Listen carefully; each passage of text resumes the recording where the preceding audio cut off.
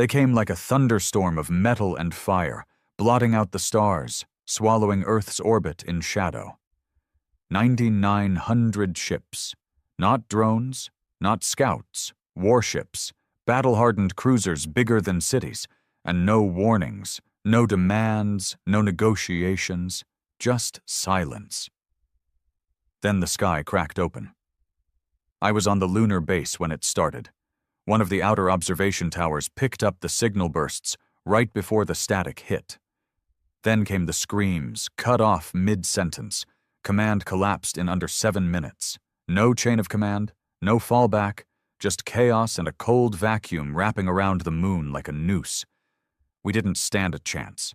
Earth's orbital defense grid never even fired, gone before their systems could initialize. Every satellite, every station, every civilian transport, all vaporized in the first strike. From where I stood, Earth looked like it was bleeding.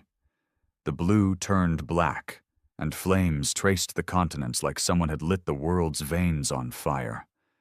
I saw cities go out like candles. My name's Riker. No rank anymore. No country to fight for. No family left. Just one of the 17 who lived through the first 3 hours of the massacre. 17 ships, out of thousands. We didn't escape because we were better. We didn't survive because we were brave. We made it out because we were overlooked. Left behind like trash. My ship, the Omen, wasn't even military. Retrofit cargo hauler. She wasn't fast, but she was dirty. Jammed her ID transponder years ago to run black market goods for outposts on Europa. Never thought that scumbag life would save me.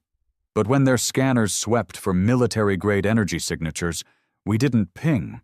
And when their tracking systems locked onto every known vessel above Earth, we were already drifting in the shadows of Saturn's rings. That's where I saw the transmission. It wasn't meant for us, more like a recording they left behind. A message to whatever vultures would come after. One word. Extinguished. Like humanity was just a candle they'd snuffed out. A failed species. A bug on their windshield. They didn't know we were watching. They didn't know we still had breath in our lungs. They thought it was over. It wasn't. Not by a long shot. The other survivors were scattered. Some military, some criminal. One was a damn mechanic with a mining drill for a weapon. But every last one of them had fire in their eyes. They weren't heroes. They were broken men, angry, lost, dangerous, just like me. And that's when the idea was born. Not out of hope, not out of justice, out of hate. We were going to burn our way through the stars and make sure they remembered Earth. Not as a planet, not as a species. As the nightmare they should have killed completely. We didn't trust each other. That was the first rule. 17 ships, scattered across the void, connected only by emergency quantum relays and a shared trauma. We weren't a fleet. We were ghosts with grudges. No command, no plan, no flag to salute. Every one of us had crawled out of the wreckage with blood on our hands and loss in our bones. My relay lit up 3 days after Earth fell. Static at first. Then a voice, cracked and rough like it had clawed its way out of a coffin. "This is Thorn. Former Captain U.E.N. Hammerfall. If you're still breathing, reply." I didn't answer right away. Why would I? Could have been a trap. Could have been the same bastards who'd raised Earth, dangling bait to catch stragglers. But something in his voice, it wasn't polished, wasn't military clean. It was hollow. And that, more than anything, made me listen. So I replied.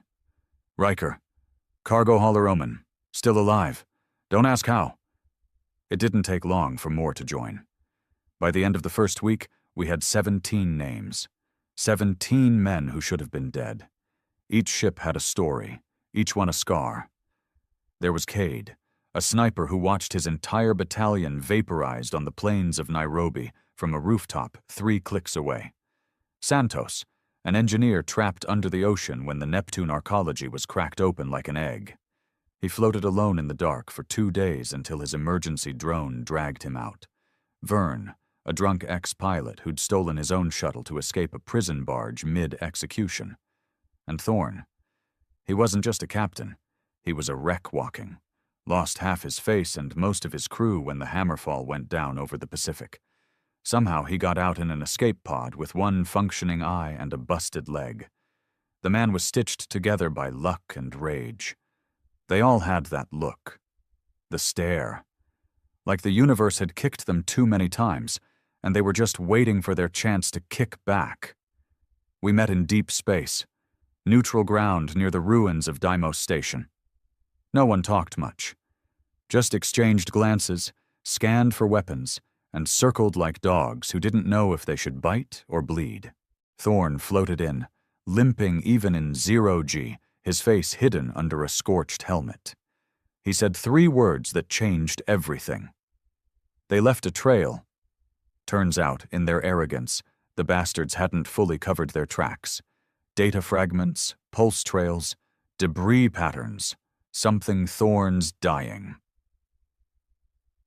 I picked up as it gasped its last sparks of life. He projected it for us, a rotating map filled with vector lines, fuel emissions, and exit routes. Command ships pulled out toward the galactic rim, left behind cleanup crews and reapers, but this path, this one leads to a core command point, a relay hub. "What are we supposed to do with that?" Kate had asked, arms crossed, eyes red with grief. 17 ships against an empire? Thorn didn't blink. "We don't win. We make them bleed." The room went quiet. That's when I spoke. "We hit the relay, hijack it, steal intel, learn what they fear. Then we turn their fear into our weapon." They all looked at me like I'd lost my mind. Maybe I had. Earth was gone. My wife, my son, dust. There was nothing left to lose. Nothing left to protect. Only one thing left to destroy. We voted, unanimous. We became something else that day. Not soldiers, not survivors, predators. The plan was suicide, but it was clean. Fast, sharp. We'd move in waves.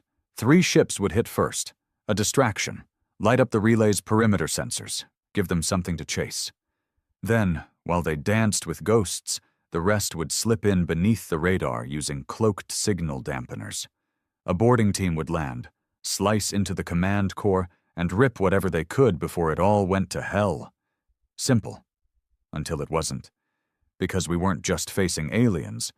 We were facing betrayal. 3 days before the op, Santos sent a coded burst. Short, panicked, and raw. Thorn's lying. Found coordinates he didn't share. Private cache. Hidden jump signature. He's not telling us everything. Then silence. I tried to reach him. Nothing. His ship, the Forge, stopped responding. Dead in the water. No beacon. No drift pattern. Just gone. Thorn claimed interference. Said maybe the ship's reactor blew. "That class was unstable," he muttered, avoiding my stare. But I saw it, the flicker in his eye. The same one I'd seen in smugglers who'd killed over cargo, enslavers who sold kids off-world. He was hiding something. I confronted him in private, alone. Stupid move. "You killed him?" I asked flatly. Thorn didn't deny it. He was weak, panicked. He would have compromised the mission. I didn't flinch. "And you're the judge now?" "I'm the only one who's still thinking about the long war," he snapped. "Not just revenge, not just blood. Victory." "There's no victory, Thorn. There's only payback." He leaned in close, voice like gravel. "Then stay out of my way, Riker, or next time you'll drift too." I didn't report him. Couldn't. The others were fractured already. Another split would break us. So I lied. Said Santos's ship malfunctioned. Reactor failure. No remains. The mission went ahead. 3 ships peeled off for the distraction run. Thorn was among them. Of course he was. Always wanted the glory. I was part of the insertion team.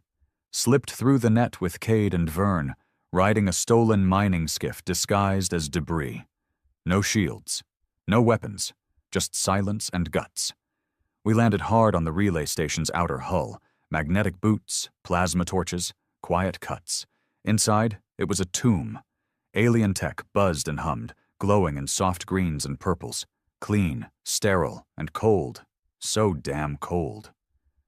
We moved fast, found the core room in under 4 minutes. Vern hacked while I covered the door. Cade watched the corridors with a sniper's calm. Then we heard it. Footsteps, not stomping, not charging, just walking, slow, measured. We froze. A shadow stepped into view. Not a soldier, not a monster, a man, human, wearing alien armor painted in their colors, eyes blank, skin pale, like he hadn't seen daylight in years. He looked at us and smiled. "Did you really think Earth was innocent?" he said. Cade fired first, right between the eyes, but the man didn't fall. He just laughed. The bullet should have taken his head off. Cade didn't miss. Ever. But when the shot hit, it was like the man's skull wasn't flesh, more like tempered glass, cracked but still intact. His body jerked, twisted unnaturally, and then straightened like nothing had happened.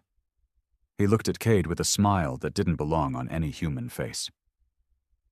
"Still clinging to your old instincts," he said softly. "It's cute." Vern froze behind the terminal. I felt the air change. The kind of cold that didn't just bite your skin, but stabbed into your bones. Something was wrong with that thing. Wrong in a way no weapon could fix. I stepped forward, leveling my rifle. "Who the hell are you?" He tilted his head like a curious dog. "Name doesn't matter. I had one once, before they showed me the truth." "Them," I muttered. "The ones who torched Earth?" "They saved me," he said. "From you, from your kind. You think humanity is worth something? You think you were innocent in all this?" Cade gritted his teeth. We didn't fire first. The man stepped closer, his boots clicking softly against the alien alloy floor. "Number you just expanded, colonized, consumed. You dug your claws into every moon and planet you could reach, stripped them bare, and called it progress. We were a virus. They were the cure." I didn't believe a damn word of it, but I could see it in his eyes. He did, completely, like a religious fanatic kneeling at the altar of genocide. "They took Earth," I growled. "They slaughtered children, wiped out cities, burned history." "And they left you alive," he whispered. "That was their mistake." Cade fired again. 2 rounds this time. Center mass. The man staggered, but didn't fall. Instead, he opened his mouth and screamed. It wasn't human. It was like every agony of the universe had been compressed into one sound. My ears bled. Vern dropped to his knees, clutching his head. Lights flickered. Alarms blared. The relay's core pulsed red. And then he charged. I only saw a blur. 1 second he was 10 meters away. The next he was slamming into Cade, driving him into the wall. Metal bent. Bones cracked. Cade coughed blood and screamed. I fired. The plasma bolt hit the freak in the back, finally slowing him. He spun, swinging Cade's limp body like a weapon. I dove, rolled, grabbed Vern, and dragged him towards the exit corridor. "Cade's dead," Vern gasped, eyes wide with shock. "He's dead, Riker." "Shut up and move!" We ran. The relay pulsed again. Emergency locks slammed into place. Whatever we'd triggered, it wasn't just alarms. It was a lockdown. A trap. The relay wasn't just a hub. It was a prison. And we'd walked right into it. Back in the corridor, my comms crackled. Thorne's voice. Static-laced and sharp. "Riker, what the hell's going on down there? You tripped their internal AI net? We're losing Cloak," I barked back. "We've got one of ours, human-turned, augmented, some kind of puppet." Thorne didn't answer at first. Then kill it. We tried. But it wasn't that simple. The bastard wasn't just strong, he was fast. Wired into the station, and worst of all, He wasn't alone. More of them emerged from the walls, not full soldiers, prototypes, twisted half-finished mockeries of human form, limbs fused with synthetic tech, eyes glowing, skins pale and paper thin. We fought. Plasma bolts lit up the corridors. Vern rigged a mining charge to collapse part of the access tunnel. I dragged Cade's broken body out, what was left of him. He didn't make it. We reached the docking bay, where the skiff waited, still miraculously untouched. I shoved Vern inside, fired up the engines, and launched hard, straight through the half-closed hangar shield. Explosions rocked the station behind us. But we weren't safe. The relay had defenses we hadn't seen. Turrets folded out of its underbelly. Interceptors swarmed like hornets. Our skiff wasn't armed for a firefight. It was a tin can with thrusters. That's when Thorn came back. His voice boomed over comms. "Riker, on your 6." Then the Hammerfall burst through the void like a demon, guns blazing. Its hull was scarred, but its bite still had venom. Missiles tore through interceptors. Railguns shredded turret mounts. "Get clear," he growled. "We'll cover you." I didn't argue. We burned hard for the rendezvous point behind a nearby asteroid cluster, limping, bleeding, but alive. When we docked, I carried Cade's body myself, laid him out in the cold storage unit next to what was left of Santos. 2 good men, gone. Thorn met me on the observation deck, helmet off, scarred face lit by the glow of wreckage outside. "Mission failed," I said. "No," he replied. "Mission changed." I turned to him. "That thing down there, it knew us. It talked like it had history. It believed in what they were doing." Thorn nodded slowly. "I know. You've seen them before." He didn't flinch. "Not just seen. I fought them." I clenched my jaw. "You've been lying since the beginning." "I did what I had to," he said quietly. "If I told you we were going up against something we once created, you'd have folded." That stopped me cold. "What?" Thorn looked at me, eyes tired. "Project Vesper, Black Site program, genetic enhancements, mind-linking tech. Started as a way to build the perfect soldier, ended with opening doors we should have welded shut." "You're telling me?" I stepped back, nausea rising. "We made them. We made the first. The rest followed." Silence fell between us. Heavy. Suffocating. "Earth's fall wasn't an invasion," Thorn said bitterly. "It was a reckoning." I stared at the stars, the empty void that had swallowed everything I loved. The fire in me didn't fade. It grew. "So now what?" I asked. "We just crawl into a corner and die?" He shook his head. "Number now we find their cradle, their origin, and we burn it down." I nodded. For Cade, for Santos, for my family, for Earth. We weren't done, not yet. We didn't speak of Earth anymore, not aloud. The word sat in our throats like glass, sharp, useless, and too dangerous to spit out. Every man left among us carried the same weight. The memories weren't fire and rubble anymore. They were faces, voices, small moments frozen in the final calm before the sky caved in. For me, it was my son's laugh. Cracked tooth, missing front incisor, giggling as he ran circles around our rusted backyard swing. That laugh haunted me more than any nightmare, because I couldn't remember how it ended. Just that it did. And now I knew why. Thorn had lied, but not entirely. The truth he dumped on us after the relay op hit like a slug to the gut. Project Vesper. That was the name stitched into every classified file. A black site program buried under layers of deniability, hidden even from top-tier defense networks. Run by a coalition of Earth's last real power blocks, its goal was grotesquely simple. Build a better human. Not metaphorically, literally. Better reaction time, better pain resistance, neural link access, empathy suppression, adaptability at a cellular level. They weren't just making super soldiers. They were forging a new branch of humanity, something colder, smarter, cleaner, something less human. The problem was, Vesper worked. It worked too well. The first batch, called Frames, had a 98% fatality rate. But the survivors? Monsters. Smarter than their creators, stronger, immune to emotional compromise. And worst of all, curious. They didn't want to serve. They wanted to evolve. And they did. Rapidly. Behind closed doors, they began networking, literally, brain-to-brain links, shared memory caches, a kind of hive intelligence. Quiet, subtle, until it wasn't.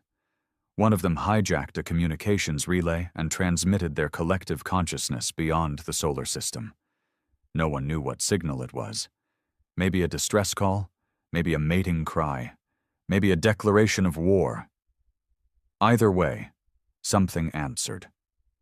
Not aliens in the way we understood them, more like distant echoes of failed civilizations, beings who'd burned themselves into extinction and left behind only digital ghosts.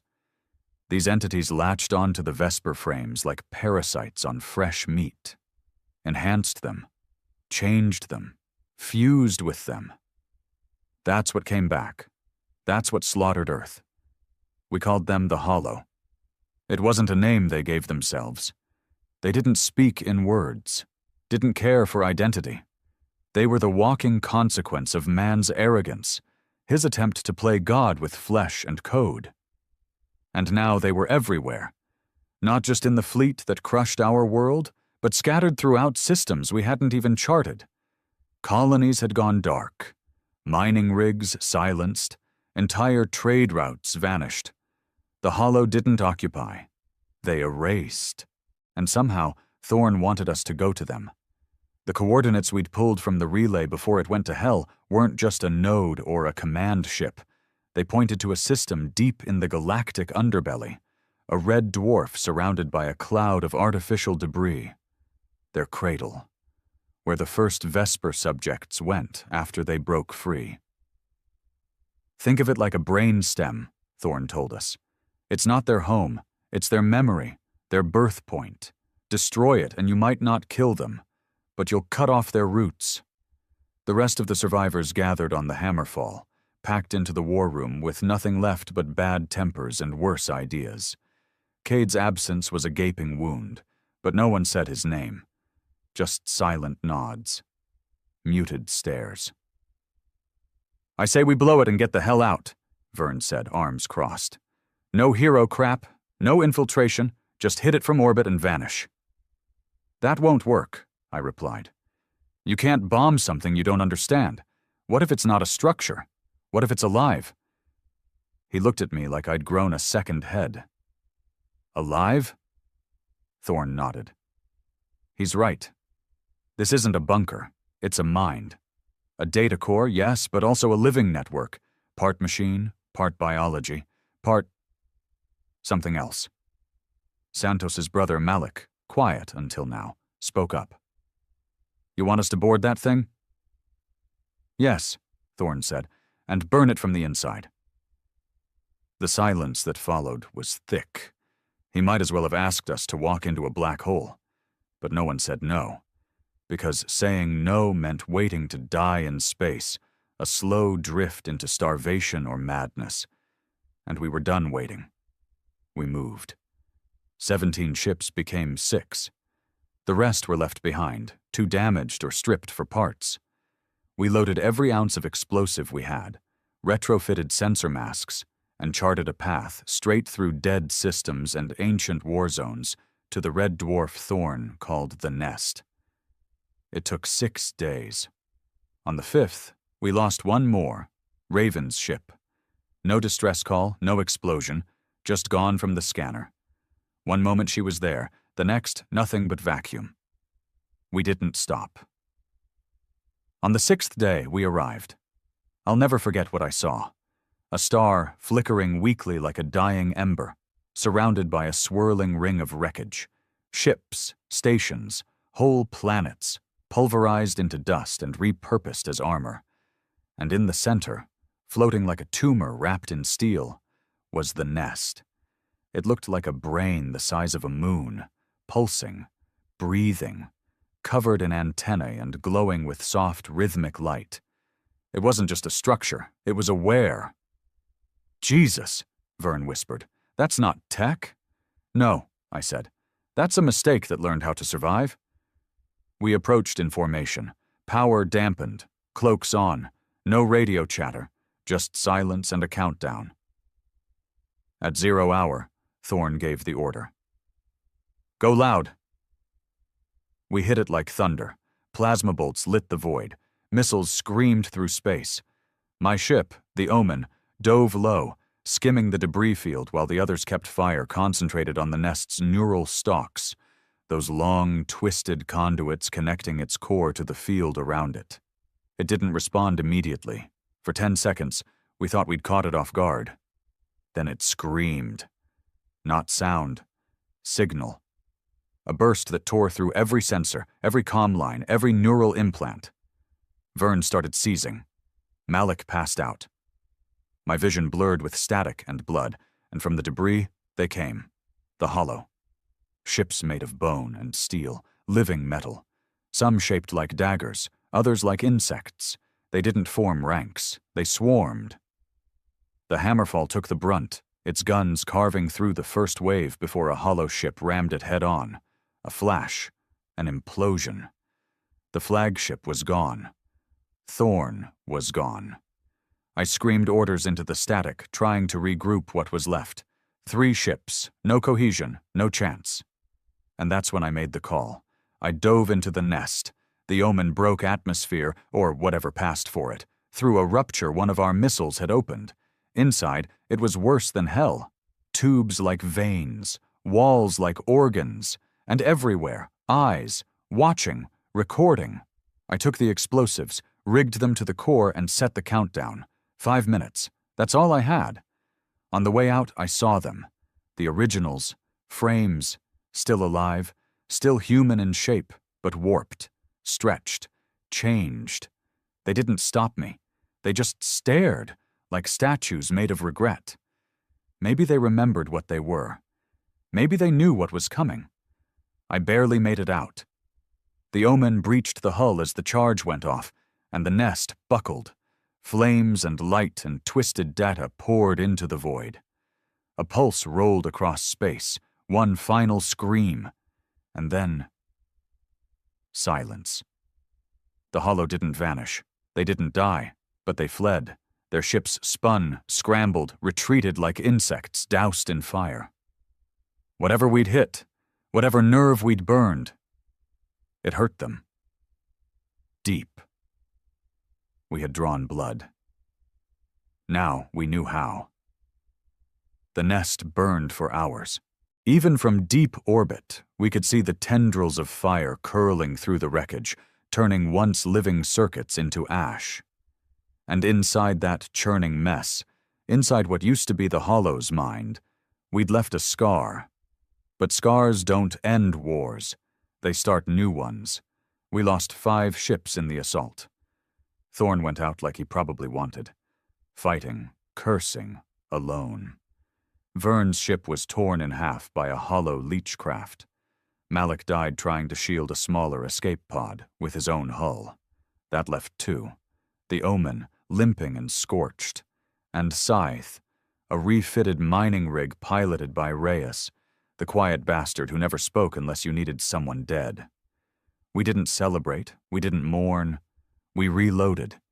It took Reyes 3 days to repair our comms and decrypt the signal fragments still clinging to the wreckage. Most of it was noise, binary screaming, corrupted memories, sensory loops. But buried in that madness, we found something real.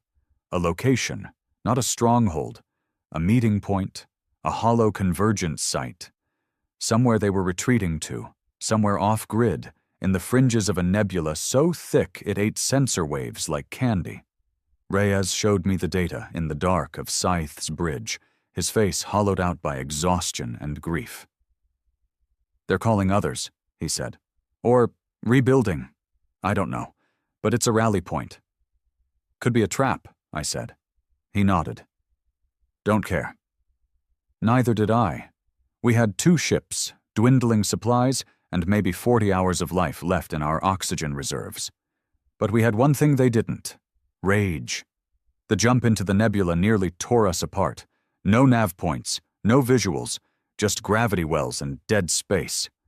We hit turbulence so hard the Omen's left thruster blew out, forcing me to steer on a manual throttle, bleeding fuel into the void. But when we emerged, there it was. Not a fleet, not a base, a graveyard, tens of thousands of hollow ships drifting in a silent orbit around a dead star, each one damaged, scarred, some split in half, some pulsing faintly with dying light. They're sleeping, Reyes whispered. Not sleeping, regenerating, feeding. The wreckage of other species, ships we'd never seen, hulls shaped like wings, bodies curled in fetal positions, was being absorbed, melted into the hollow craft like they were growing skin from stolen corpses. And in the center of the graveyard, hanging in stillness like a god watching his own funeral, was a vessel unlike anything we'd seen before. Bigger than a moon, black as oil, alive. Its surface pulsed like a heartbeat, covered in spines and twitching antennae, and there, along the dorsal ridge, were faces, human faces, dozens, hundreds, stretched across the hull like trophies. I recognized one. Cade, fused to the metal, his expression frozen in a silent scream. Reyes turned away, vomiting into his helmet. I didn't move. I couldn't. That wasn't just a ship. It was a memory, a collector. It had pulled the minds and DNA of every human it had consumed and fused them into itself, using them as both record and warning. And maybe fuel. I whispered. That's where they all went. Reyes didn't answer. He was too busy priming the explosives. We didn't discuss a plan. There was no tactical advantage, no stealth route. We were outgunned, outmanned, out of our goddamn minds. But I'd stared into the mouth of extinction and lived. I didn't come this far to run, so we charged. Scythe peeled off, launching mining torpedoes rigged with ion destabilizers. I followed behind, firing every last plasma burst the Omen had, screaming across comms as the hollow stirred. They didn't wake like creatures. They responded like a machine. Instantly. Their ships activated, engines flaring to life, wings snapping open like insect mandibles. But not to fight, to protect, to shield that thing in the center. It wasn't just a vessel, it was a queen, and I was aiming for her throat. We broke formation just as the first wave of hollow drones hit us. They didn't fire. They latched on, clawed, bit, like parasites. Reyes went silent. His ship spiraled out of control, a dozen hollow craft chewing through his hull. Then his voice crackled in. I'm going in. Manual override, full burn. I knew what that meant. Don't be stupid, I snapped. We can regroup. Not regrouping, Riker. Static. Go for her. I'll clear you a path. Then Scythe roared. Its engines overclocked. The hull glowed white-hot. Reyes drove that old mining rig straight into the swarm, punching through hollow after hollow, torpedoes screaming out of its cargo bay in waves. One hit the Queen. She flinched. Not visibly, but in the data, in the static. My systems spiked. The air inside the Omen turned cold. She was angry. Reyes didn't stop, until he did.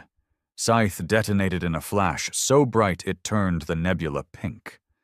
The shockwave cracked the hollow formation. Dozens of their craft spiraled into each other, colliding, shattering. That was my chance. I dove, straight toward the Queen. Her surface opened like a blooming flower, rows of flesh-covered panels parting to reveal a maw of spinning blades and twitching wires. I didn't hesitate. I crashed into her. The hull split, and I was inside. The last part of this war was done on foot. The insides were worse than any nightmare. Flesh walls, pulsing veins, whispers in languages I almost understood, like my own thoughts were being rewritten in real time. My helmet's interface flickered, voices leaking through, my son's laugh, my wife's scream. I pressed forward, through tunnels of bone, through corridors that bled, until I found it. A core, not a reactor, a heart. Human, at first glance, beating, wet, covered in data nodes and old Earth tech, military servers grafted into raw tissue. This was where they stored us, our memories, our pain, everything they took. I placed the last of my charges on the base of the heart. 30 seconds. I turned away and saw her. A woman, or what used to be one. Naked, beautiful, skin gray, eyes pitch black, arms too long, too elegant. She didn't move, just stared. "Why?" she whispered. Her voice was layered. Mine, Thorne's, Reyes's, everyone. "Because you didn't kill us all," I said. And then I left. The blast ripped through the Queen like a virus, lighting up her internals, shredding her data, her flesh, her hive mind. I escaped in a drop pod, blind, deaf, running on fumes. I didn't look back. Because I didn't need to. I'd killed a god. And I wasn't done yet. The drop pod spun through space like a dying prayer. No fuel, no navigation.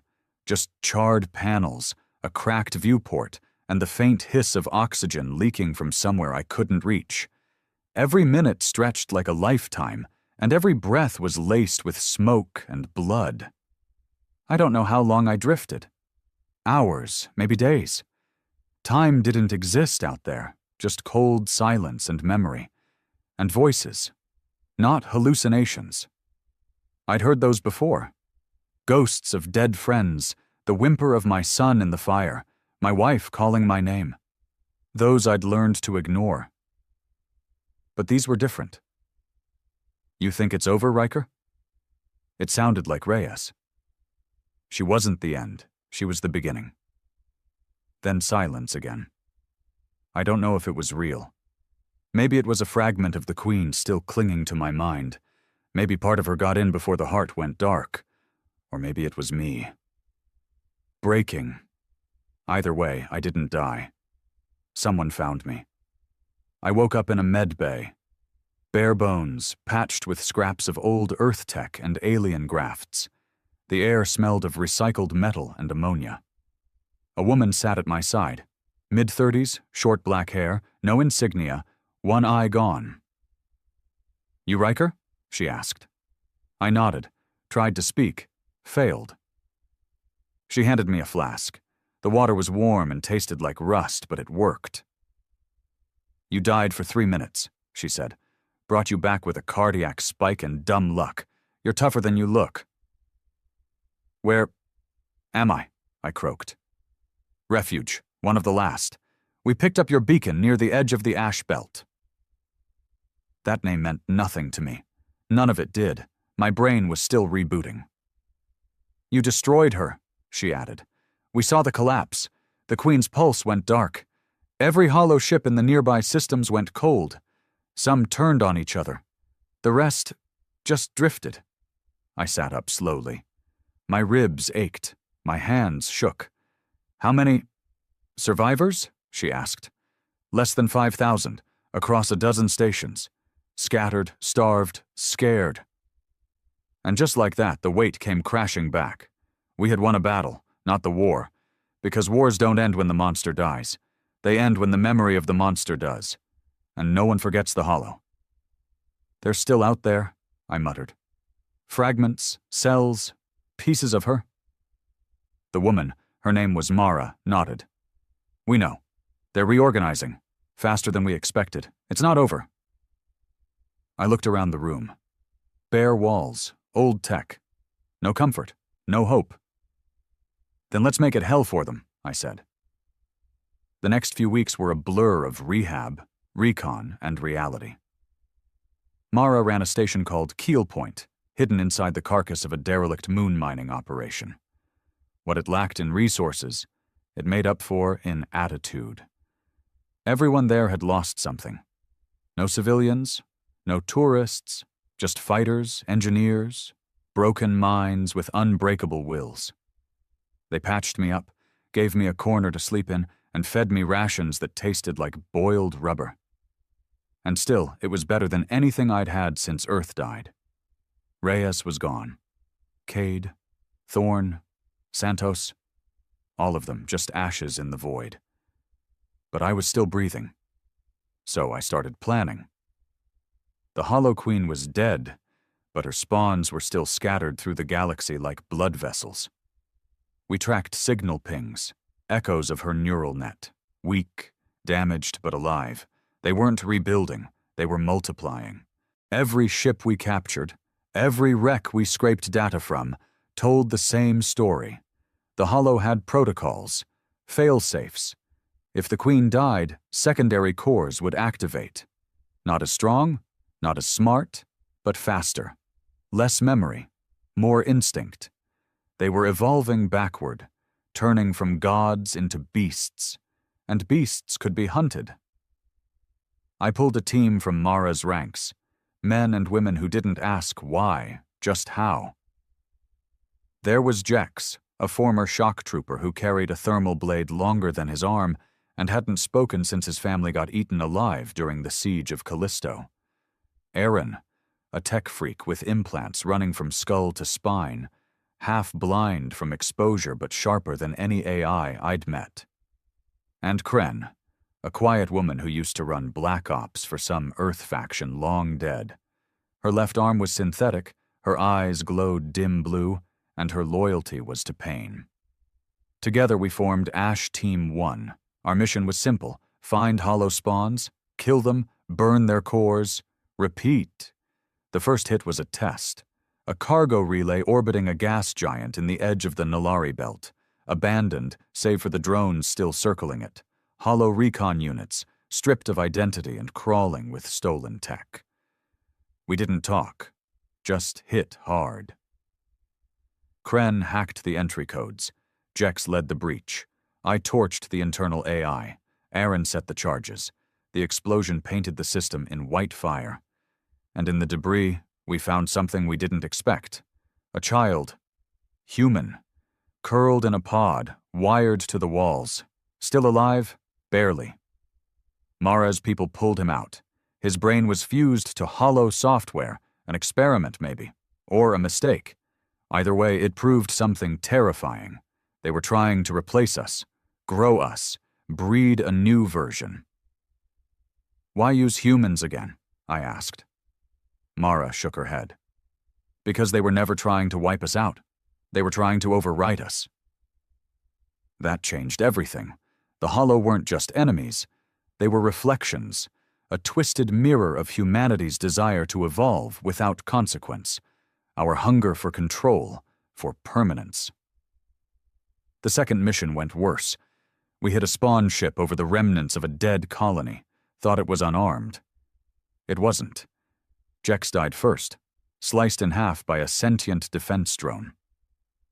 Kren followed, dragging Aaron into an escape chute as the floor collapsed beneath her. I barely made it out. One ship, one pod, one survivor. Back at Keel Point, Mara looked at me with those tired eyes and asked the question I'd been avoiding since the nest burned. What are we even fighting for anymore, Riker? I stared at the stars, the void, the endless black. We're not fighting to win, I said. We're fighting to make sure the next bastard thinks twice before starting another experiment.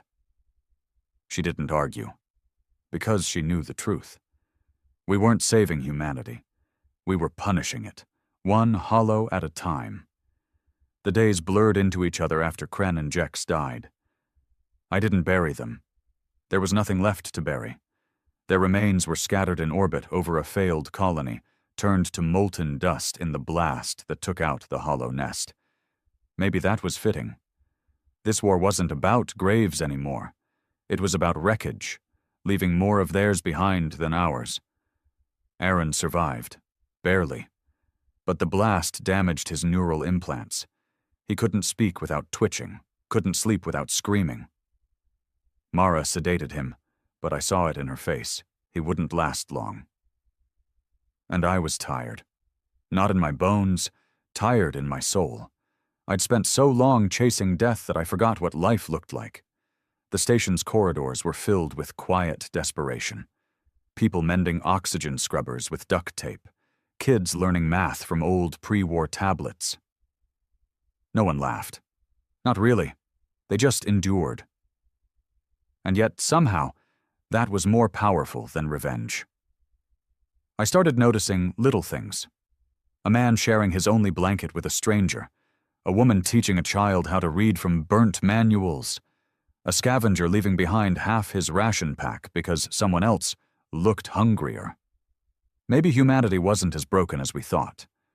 But the Hollow weren't done. The data we pulled from the last attack showed something terrifying.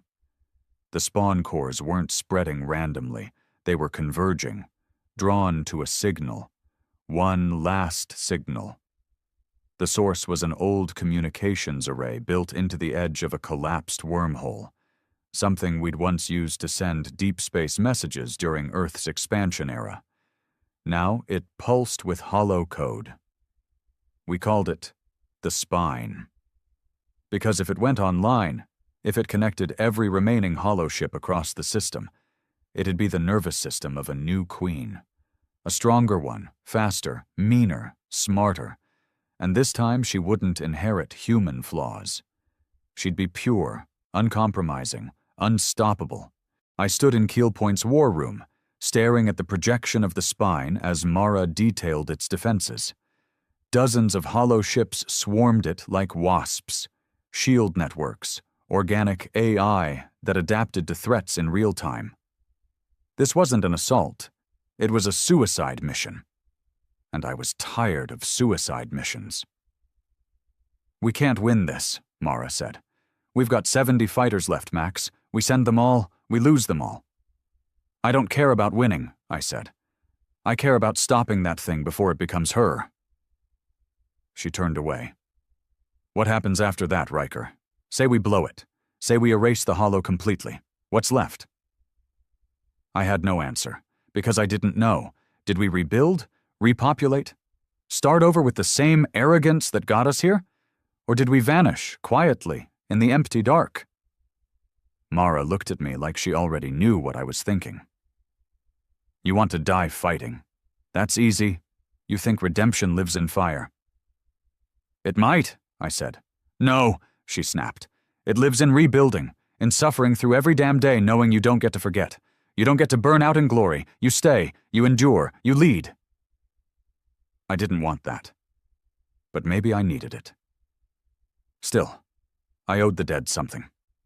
And the Hollow weren't done paying. We launched with every ship we had.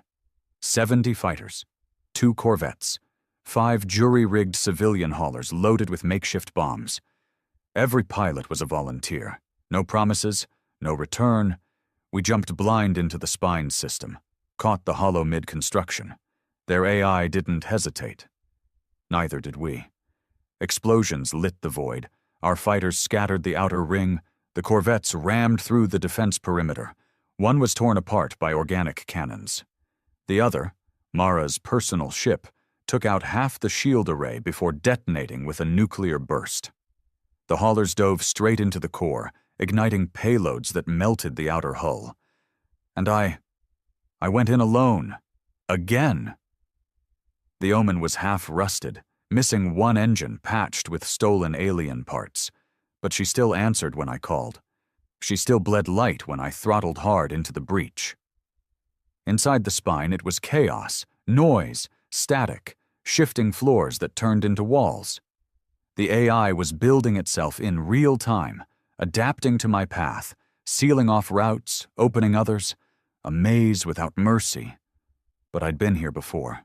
I found the neural core, a mass of throbbing black roots, sparking with red light. Faces were there too. New ones, children, women, whole families absorbed in data, souls weaponized. I planted the charge. 10 minutes. Then a voice. Familiar, cold. "You've come far, Riker." It was her, the Queen, not reborn but echoing through her children. "But you can't erase evolution." She appeared in front of me, just as she had before. That same beautiful horror. That impossible grace. "You're not real," I growled. "Neither are you," she replied. "You're just pain pretending to be purpose." She wasn't wrong. But I didn't care. I pulled the trigger. The core lit up like a sun. The floor collapsed. The walls screamed. My body was flung through the chaos, and for a second I thought I was dead. But I woke up. Again, in a drop pod. Again, floating in a field of fire, and this time, no hollow followed, no echo chased me. Just silence. Keel Point was still standing when I returned. Barely. Half the station had gone dark, oxygen systems failing, food stores ruined, but the people, they were alive. Mara didn't make it. Her ship had gone up with the shield burst. She knew it would. She'd made her peace with staying behind. So I did what I never thought I'd do. I stayed. Not to fight. To rebuild. We rewired the systems, replanted crops, taught the kids how to hold a wrench instead of a gun. I led. Not like Thorn, not like a soldier, like a man with nothing left to lose but time. The Hollow were gone. For now. But even if they came back, we'd be ready. Not because we were stronger, because we were human. And humanity isn't perfect. It's angry, flawed, self-destructive. But it survives, it endures. And when the next war comes, we'll still be here, waiting. The war ended in silence. No celebration, no parades, no triumphant speeches, just a slow, choking stillness. Like the galaxy had been holding its breath for so long, it forgot how to exhale. The Hollow were gone. At least that's what the scanners said. Every known signal had gone dark. The relay pings, the hive pulses, the echo trails. They stopped like someone had yanked the plug on the universe's most terrifying nightmare. But I didn't believe it. Not really. Because things like the Hollow, things born from our own ambition, our arrogance, our hunger to improve ourselves without paying the price, don't just vanish. They hide, they evolve, they wait. And so did we. Keel Point became a cradle, not a stronghold, not a fortress, a womb. We rebuilt. Not for war, but for survival. Reclaimed oxygen scrubbers, harvested protein from algae blooms, constructed hydroponic towers using pieces of old drop pods and ship guts.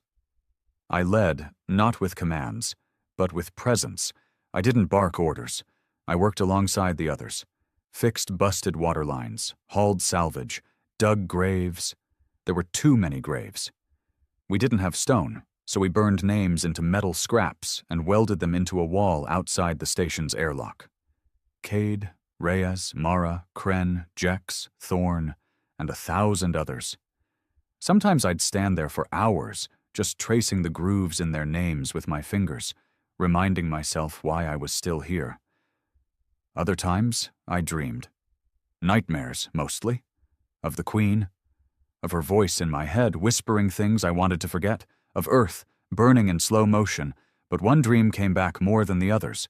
My son's face, not on fire, not screaming, just smiling, watching me work, silent, peaceful. I didn't know what it meant. Maybe nothing. Maybe everything. A year passed, then 2. We made contact with another survivor colony near the edge of the Karan Drift, less than 400 souls. Malnourished, irradiated, half-mad. But alive. We welcomed them, shared what we had. Word spread. More came. Drifters, smugglers, engineers. One ship full of ex-prisoners who swore they'd turned over a new leaf. I didn't ask what crimes they'd committed. Didn't care.